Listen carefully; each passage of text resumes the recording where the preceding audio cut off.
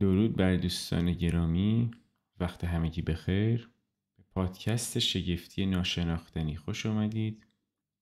تو این پادکست به طور کلی به مطالبی در مورد ماهیت حقیقی واقعیت و شگفتی ناشناختنی پرداخته میشه که حوزه هایی چون ذهن، واقعیت، آگاهی، رویا، ارتعاش، فرکانس و انرژی رو در بر میگیره و از دیدگاه‌های علمی، فلسفی، اساطیری، عرفانی و متافیزیکی بررسی میشه و رفرنس هایی در این زمینه آورده میشه.